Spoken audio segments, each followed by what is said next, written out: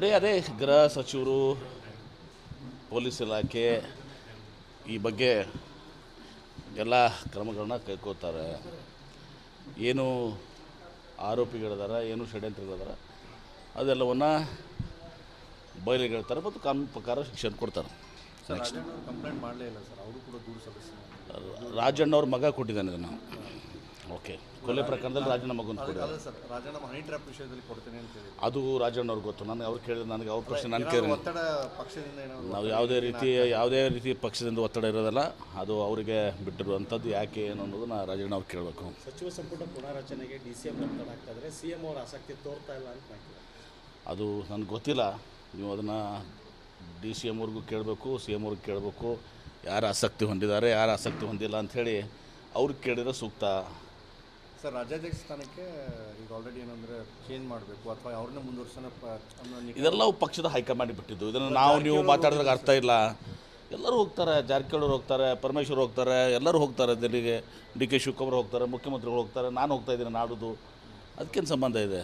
ಪಕ್ಷದ ವರಿಷ್ಠರನ್ನು ಭೇಟಿ ಆಗ್ತೀವಿ, ಮಾತುಕತೆ ಮಾಡ್ತೀವಿ, ಅನೇಕ ವಿಚಾರಗಳನ್ನ ಪ್ರಸ್ತಾಪ ಮಾಡ್ತೀವಿ. ಹೇಳುವಂಥದ್ದು ಇರ್ತದೆ, ಕೇಳುವಂಥದ್ದು ಇರ್ತದೆ, ಮಾರ್ಗದರ್ಶನ ಪಡ್ಕೊಳ್ಳುವಂಥದ್ದು ಇರ್ತದೆ. ನಿಮ್ಮ ಅಭಿಪ್ರಾಯ ಸರ್, ಅವರೇ ಮುಂದುವರಿಬೇಕಾ ಅಥವಾ ಈಗ ಚೇಂಜ್ ಏನಾದ್ರು? ಅದು ಪಕ್ಷದ ಹೈಕಮಾಂಡಿಗೆ ಬಿಟ್ಟಿದ್ದು. ನಮ್ಮ ಪಕ್ಷದಲ್ಲಿ ಯಾರೂ ಕೂಡ ನಾವು ಮುಂದುವರಿಬೇಕಂದ್ರೂ ಮುಂದುವರಿಯೋಕ್ಕಾಗಲ್ಲ, ನಾವು ತೆಗಿಬೇಕಂದ್ರೂ ತೆಗಿಯೋಕ್ಕಾಗೋದಿಲ್ಲ. ಅದು ಪಕ್ಷದ ಹೈಕಮಾಂಡ್ ನಿರ್ಧಾರ ಮಾಡ್ತದೆ ಯಾವುದೇ ವಿಚಾರದಲ್ಲಿ. ಮೇಲೆ ಹೊಸ ಪಕ್ಷ ಕಟ್ಟೋಕ್ಕೆ ಜನರ ಅಭಿಪ್ರಾಯ ಸಂಗ್ರಹ ಮಾಡ್ತೀನಿ. ನಮಗೇನು ಸಂಬಂಧ ಇದೆ? ಅದು ನಮ್ಮ ಪಕ್ಷಕ್ಕೂ ಯತ್ನಾಳ್ ಅವ್ರಿಗೆ ಏನು ಸಂಬಂಧ ಇಲ್ಲ. ನಮ್ಮ ಜಿಲ್ಲೆಯಲ್ಲಿ ನಿಮ್ಮ ಪಕ್ಷಕ್ಕೆ ಹಿಂದೆ ಬರ್ತಾರೆ, ಕರ್ಕೊಂಡ್ಬರ್ತೀವಿ ಅನ್ನೋ ಮಾತು ನಮ್ಮ ಪಕ್ಷದಲ್ಲಿ ನಾನು ಹೇಳಿದನಲ್ಲ, ಅವ್ರು ಅರ್ಜಿ ಹಾಕಿಲ್ಲ. ಅರ್ಜಿ ಹಾಕ್ಲಾರ್ದು ನಾನು ಮಾತಾಡೋದು ಸೂಕ್ತ ಅಲ್ಲ. ಒಂದು ವೇಳೆ ಅರ್ಜಿ ಹಾಕಿದರೂ ಕೂಡ ನಮ್ಮ ಪಕ್ಷದಲ್ಲಿ ಭಾಳ ಕಷ್ಟ ಇದೆ. ಯಾಕಂದರೆ ಅವರು ಒಂದು ಸಮುದಾಯವನ್ನು, ಒಂದು ಧರ್ಮದ ಜನರನ್ನ ಬೇಕಾಬಿಟ್ಟು ಇವತ್ತು ದಿವಸ ಅಪಮಾನ ಮಾಡಿದ್ದಾರೆ, ಅಸಹ್ಯ ಮಾಡಿದ್ದಾರೆ, ಕೀಳಾಗಿ ಮಾತಾಡಿದ್ದಾರೆ. ಹೀಗಾಗಿ ನಮ್ಮ ಪಕ್ಷದಲ್ಲಿ ಅವರು ಅರ್ಜಿ ಹಾಕಿಲ್ಲ. ಹಾಕಿದರೂ ಕೂಡ ಭಾಳ ಕಷ್ಟ ಇದೆ ತೊಗೊಳಿಕ್ಕೆ ಸಾಧ್ಯ. ಅದು ಹೈಕಮಾಂಡ್ KPCC ಅದಾಗಿನೂ ಕೂಡ KPCC ಅಧ್ಯಕ್ಷರು, ಮುಖ್ಯಮಂತ್ರಿಗಳು, ಕಾಂಗ್ರೆಸ್ ಹೈಕಮಾಂಡ್ ನಿರ್ಧಾರ ಮಾಡಬೇಕಾಗ್ತದೆ. ಆದರೆ ಈಗ ಅಪ್ರಸ್ತುತ, ಯಾಕಂದರೆ ಅವ್ರು ಅರ್ಜಿನೇ ಹಾಕಿಲ್ಲ. ನಾವಾಗೆ ಅವರು ಬರ್ತಾರಾ ಹೋಗ್ತಾರ ಅನ್ನೋದು ಸರಿಯಾದದ್ದಲ್ಲ. ಯಾರು ಹೇಳಿದರು? ನೋಡಿ ಇದಕ್ಕೆ ನಮಗೆ ಸಂಬಂಧ ಇಲ್ಲ. ಇಬ್ಬರು ಸದಸ್ಯರು ಅವ್ರ ಮೇಲೆ ಅಕೌಂಟ್ ಸಬ್ಮಿಟ್ ಮಾಡಿಲ್ಲ, ಅವ್ರು ಕೋರ್ಟಿಗೆ ಹೋಗಿದ್ದಾರೆ. ಕೋರ್ಟು RCಗೆ ನಿರ್ದೇಶನ ಕೊಟ್ಟಿದ್ದಾರೆ. ಇದರ ರಾಜಕೀಯ ಸರ್ಕಾರದೇನೂ ಪಾಲಿಲ್ಲ. ಆ ಇಬ್ಬರ ಸದಸ್ಯರ ಒಂದು ಅರ್ಜಿ ಮೇಲೆ ನಿರ್ಣಯ ಆಗಿದೆ, ಮತ್ತೆ ಹಿಯರಿಂಗ್ ಇದೆ. ನನಗೂ ಬಂದು ಮನವಿ ಮಾಡಿದ್ದಾರೆ, ನಾವು ಸಹಾನುಭೂತಿಯಿಂದ ಕೇಳಿದ್ದೀವಿ.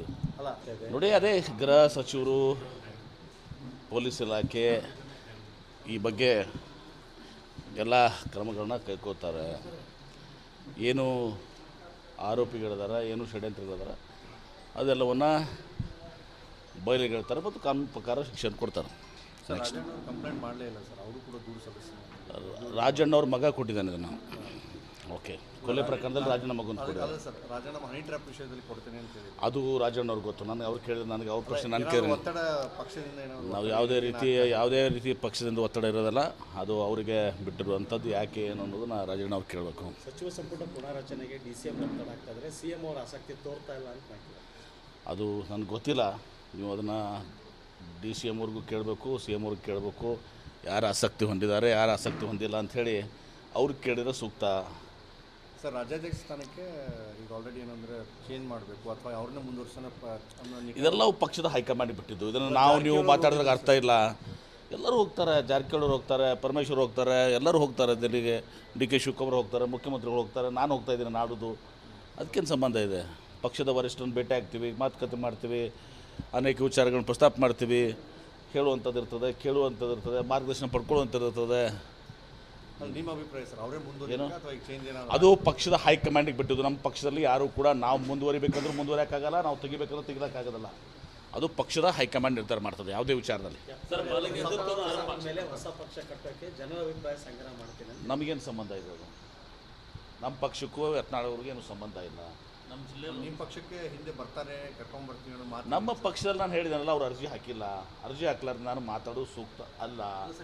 ಒಂದು ವೇಳೆ ಅರ್ಜಿ ಹಾಕಿದರೂ ಕೂಡ ನಮ್ಮ ಪಕ್ಷದಲ್ಲಿ ಭಾಳ ಕಷ್ಟ ಇದೆ. ಯಾಕಂದರೆ ಅವರು ಒಂದು ಸಮುದಾಯವನ್ನು, ಒಂದು ಧರ್ಮದ ಜನರನ್ನ ಬೇಕಾಬಿಟ್ಟು ಇವತ್ತು ದಿವಸ ಅಪಮಾನ ಮಾಡಿದ್ದಾರೆ, ಅಸಹ್ಯ ಮಾಡಿದ್ದಾರೆ, ಕೀಳಾಗಿ ಮಾತಾಡಿದ್ದಾರೆ. ಹೀಗಾಗಿ ನಮ್ಮ ಪಕ್ಷದಲ್ಲಿ ಅವರು ಅರ್ಜಿ ಹಾಕಿಲ್ಲ. ಹಾಕಿದರೂ ಕೂಡ ಭಾಳ ಕಷ್ಟ ಇದೆ. ತೊಗೊಳಿಕ್ಕೆ ಸಾಧ್ಯ ಇದೆ. ಅದು ಹೈಕಮಾಂಡ್ KPCC ಅದಾಗಿನೂ ಕೂಡ KPCC ಅಧ್ಯಕ್ಷರು, ಮುಖ್ಯಮಂತ್ರಿಗಳು, ಕಾಂಗ್ರೆಸ್ ಹೈಕಮಾಂಡ್ ನಿರ್ಧಾರ ಮಾಡಬೇಕಾಗ್ತದೆ. ಆದರೆ ಈಗ ಅಪ್ರಸ್ತುತ, ಯಾಕಂದ್ರೆ ಅವ್ರು ಅರ್ಜಿನೇ ಹಾಕಿಲ್ಲ. ನಾವಾಗೆ ಅವರು ಬರ್ತಾರಾ ಹೋಗ್ತಾರ ಅನ್ನೋದು ಸರಿಯಾದದ್ದಲ್ಲ. ಯಾರು ಹೇಳಿದ್ರು? ನೋಡಿ ಇದಕ್ಕೆ ನಮಗೂ ಸಂಬಂಧ ಇಲ್ಲ. ಇಬ್ಬರು ಸದಸ್ಯರು ಅವ್ರ ಮೇಲೆ ಅಕೌಂಟ್ ಸಬ್ಮಿಟ್ ಮಾಡಿಲ್ಲ, ಅವ್ರು ಕೋರ್ಟಿಗೆ ಹೋಗಿದ್ದಾರೆ. ಕೋರ್ಟು RC ನಿರ್ದೇಶನ ಕೊಟ್ಟಿದ್ದಾರೆ. ಇದರ ರಾಜಕೀಯ ಸರ್ಕಾರದೇನೂ ಪಾಲಿಲ್ಲ. ಆ ಇಬ್ಬರ ಸದಸ್ಯರ ಒಂದು ಅರ್ಜಿ ಮೇಲೆ ನಿರ್ಣಯ ಆಗಿದೆ, ಮತ್ತೆ ಹಿಯರಿಂಗ್ ಇದೆ. ನನಗೂ ಬಂದು ಮನವಿ ಮಾಡಿದ್ದಾರೆ, ನಾವು ಸಹಾನುಭೂತಿಯಿಂದ ಕೇಳಿದ್ದೀವಿ.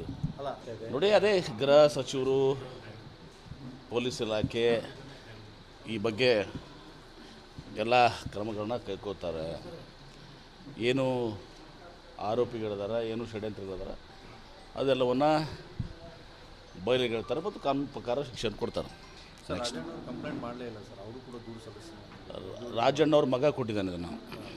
ಓಕೆ, ಕೊಲೆ ಪ್ರಕರಣದಲ್ಲಿ ರಾಜಣ್ಣ ಮಗನ ಕೊಟ್ಟಿದ್ದಾರೆ. ಅಲ್ಲ ಸರ್, ರಾಜಣ್ಣ ಹನಿ ಟ್ರ್ಯಾಪ್ ವಿಷಯದಲ್ಲಿ ಕೊಡ್ತೇನೆ ಅಂತ ಹೇಳಿ ಅದು ರಾಜಣ್ಣ ಅವ್ರಿಗೆ ಗೊತ್ತು. ನನಗೆ ಅವ್ರು ಕೇಳಿದ್ರೆ ನನಗೆ ಅವ್ರ ಪ್ರಶ್ನೆ ನಾನು ಕೇಳಿ, ಒತ್ತಡ ಪಕ್ಷದಿಂದ ಏನಾದ್ರು ನಾವು ಯಾವುದೇ ರೀತಿ ಪಕ್ಷದಿಂದ ಒತ್ತಡ ಇರೋದಲ್ಲ, ಅದು ಅವರಿಗೆ ಬಿಟ್ಟಿರುವಂಥದ್ದು. ಯಾಕೆ ಏನು ಅನ್ನೋದನ್ನ ರಾಜಣ್ಣ ಅವ್ರು ಕೇಳಬೇಕು. ಸಚಿವ ಸಂಪುಟ ಪುನಾರಚನೆಗೆ DCM ಒತ್ತಡ ಹಾಕ್ತಾ ಇದ್ರೆ CM ಅವರು ಆಸಕ್ತಿ ತೋರ್ತಾ ಇಲ್ಲ ಅಂತ ಮಾಡ್ತಾರೆ. ಅದು ನನಗೆ ಗೊತ್ತಿಲ್ಲ. ನೀವು ಅದನ್ನು DCM ಅವ್ರಿಗೂ ಕೇಳಬೇಕು, CM ಅವ್ರಿಗೆ ಕೇಳಬೇಕು. ಯಾರು ಆಸಕ್ತಿ ಹೊಂದಿದ್ದಾರೆ, ಯಾರು ಆಸಕ್ತಿ ಹೊಂದಿಲ್ಲ ಅಂಥೇಳಿ ಅವ್ರಿಗೆ ಕೇಳಿದ್ರೆ ಸೂಕ್ತ. ಸರ್, ರಾಜ್ಯಾಧ್ಯಕ್ಷ ಸ್ಥಾನಕ್ಕೆ ಈಗ ಆಲ್ರೆಡಿ ಏನಂದರೆ ಚೇಂಜ್ ಮಾಡಬೇಕು ಅಥವಾ ಅವ್ರನ್ನ ಮುಂದುವರ್ಸೋಣ ಇದೆಲ್ಲವೂ ಪಕ್ಷದ ಹೈಕಮಾಂಡ್ ಬಿಟ್ಟಿದ್ದು. ಇದನ್ನು ನೀವು ಮಾತಾಡಿದಾಗ ಅರ್ಥ ಇಲ್ಲ.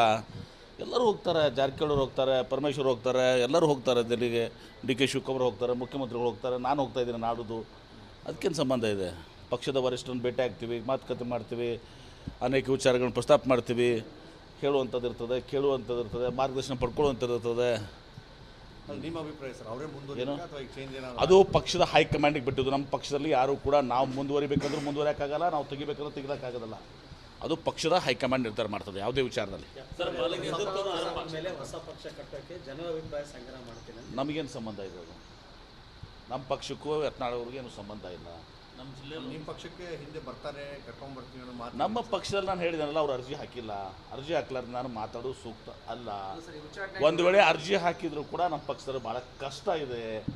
ಯಾಕಂದರೆ ಅವರು ಒಂದು ಸಮುದಾಯವನ್ನು, ಒಂದು ಧರ್ಮದ ಜನರನ್ನ ಬೇಕಾಬಿಟ್ಟು ಇವತ್ತು ದಿವಸ ಅಪಮಾನ ಮಾಡಿದ್ದಾರೆ, ಅಸಹ್ಯ ಮಾಡಿದ್ದಾರೆ, ಕೀಳಾಗಿ ಮಾತಾಡಿದ್ದಾರೆ.